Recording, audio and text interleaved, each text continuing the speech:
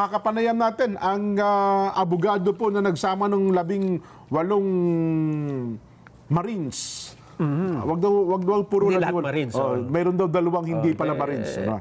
Doon sa 18 kahapon. Attorney Levy Baligod, attorney, napapanood po kayo sa Net25, napapakinggan po sa Radyo Agila, live din po sa aming mga social media account. Ako po si Jen, kasama si Nelson. Attorney, magandang hapon po.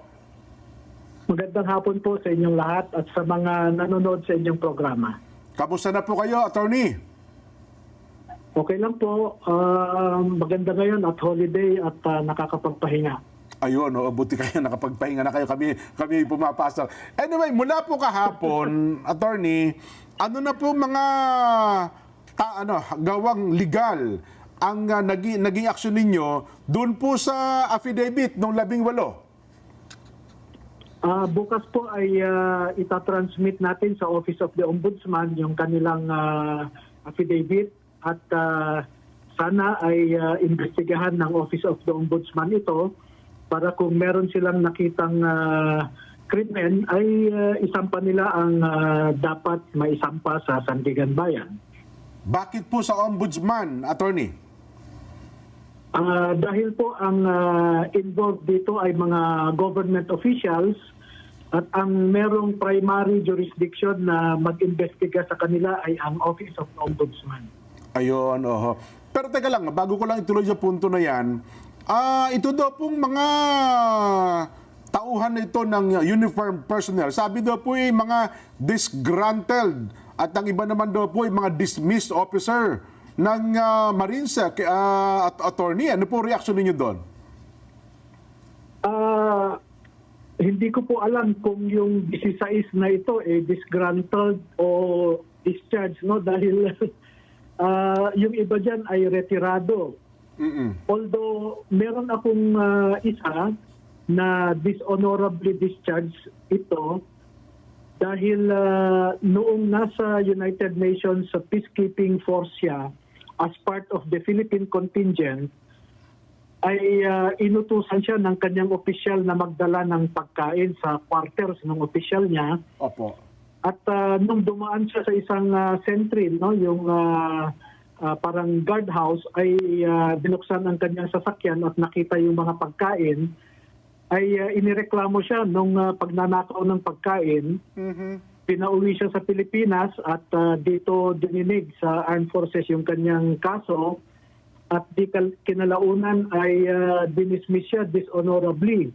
At wala man lang pagtatanggol na ginawa yung kanyang opisyal na kung sinabi sana ng opisyal na siya ang nag-utos para magdala ng pagkain sa quarters niya, itong sundalo ay hindi sana na-discharge ito. Pero ganun yung masakit na nangyari sa kanya. Batay sa pagkakaalam nyo, paano sila napunta kay Congressman Saldico at paano yung pagiging employee po nila, attorney? Matagal na po kasi silang trabahante ni Saldico eh. Meron ng 9 na taon na nagtatrabaho kay Saldico. Merong 7, 5, 3 taon na rin na nagtatrabaho kay Saldico. Pero yun po in private capacity, hindi yung Opo. deployment ng armed forces. Hindi na po kasi hindi na nga sila kasapi sa AFP. Kaya ang sabi namin, mga dating sundalo ito at dating kasamahan ni Orly Gotesa na nagtrabaho kay Saldico. Sino po nagre-recruit sa kanila para, di ba siyempre may magre-recruit yan, pasok kayo dito kay Kong Saldi para mag-security sa kanila. Paano po arrangement doon, attorney? Meron na kasing mga naunang mga kasamahan din nila sa Marines noon na nag-invite sa kanila na magtrabaho kay Saldico at nag-apply sila at natanggap naman. May mga official din kasi ng AFP noon na nagtatrabaho rin kay Saldico bilang security consultant. Kaya ang hinahanap din nila yung mga dating sundalo. Ayun, kasi nga naman, kumbaga magkakatrabaho sila. Nelson, ikaw naman. May nagsasabi po sa social media na ito daw mga picture na isinama dito sa affidavit. Ay mga AI generated daw po ito, attorney. ay malalaman naman po yan sa investigasyon. Pwede namang ma-forensic later on ang telepono na ginamit sa pagkuha ng mga larawan na yan. Ayun nga, magkakaalaman naman. Ano po? Oo. Ito po bang ay kasi yung nakuha namin hindi pa nasumpaan na po ba ito ng mga Parang wala pa pong pirme, no? O, tsaka hindi pa na notaryo. Oo nga po, hindi ko po alam kung saan nanggaling yung umiikot ngayon sa social media na di umano ay affidavit ng mga sundalo na ito. Dahil hindi po ako nagbigay kahit kanino. Dahil ang sinabi ko ay magbibigay lamang tayo sa mga kasamahan sa media pagkatapos na may refer po ito sa Office of the Ombudsman. Ayun. Pero yung hawak ko po ay pirmado at notaryado. So, hindi pa pala official. Hindi pati ano? official. Pero more or less, yung mga lumilitaw at lumalabas ay wala pa naman kayo nakita na hindi ito yung yung parang Ang kumakaltas yun, 31 pages eh. Tama ba, Hindi ko Attorney? po hindi ko kasi pinaghambing yung mga umiikot ngayon at saka yung hawak ko. Hindi ko po, I did not bother to compare them. Kaya po, paglabas na lang po ng affidavit nila. Pero nasulyapan ko yung ilang mga pahina at mukhang naman, pareho. Pero nagtataka ako kung saan po nanggaling yan, no? Hindi ko po alam talaga kung kanino nanggaling yan. Ayun. Pero paano Kaya niyo po? maganda po na Opo. maganda na pwede namang imbestigahan ng PNP o NBI kung sino yung unang nagpalabas nung umiikot na affidavit ngayon.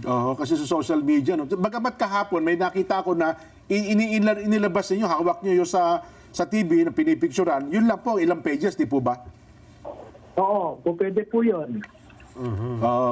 ang sabi po ni Senador Amy Marcos kanina ay kung talagang kayang panindigan ng mga dating sundalo ang kanilang mga sinasabi ay bakit hindi sila yung mga resolution dyan pinapatawag na magsasagawa ng Parang investigation? wala pa, resolution pa lamang. Wala pang committee na mag-iimbestiga. Ganun ba? Ano po ba ang ninyo masasabi dito, attorney?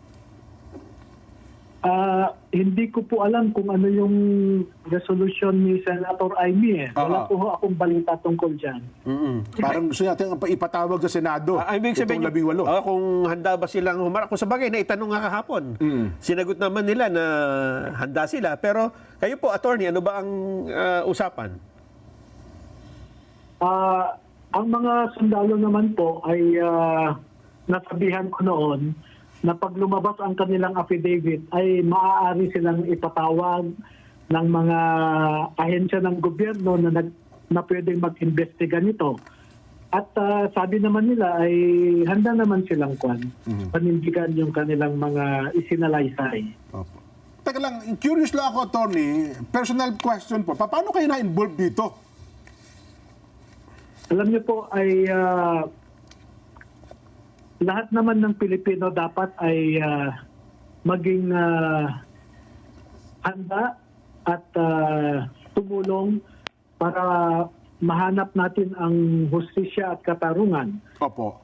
sa mga kalabisan ng mga opisyal ng ating gobyerno. At ako naman po ay merong history na ganyan dahil sa PDAP scam, sa mga pag-aabuso ni Arnie Perez. At natural lamang po na hanapin ko yung mga kasamahan ni Orly Gutesa dahil hindi ako nakampante doon sa mga nangyari sa Senado, no? Parang kulang eh. So, kung mabigyan pa ng karagdagang ebidensya o suporta yung mga nauna ng isinalaysay ni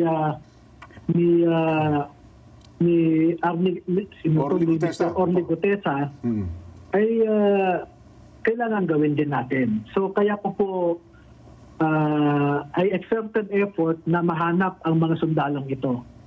Ano po ito? Sariling inisyatibo niyo po, attorney? Opo. Yes, sir.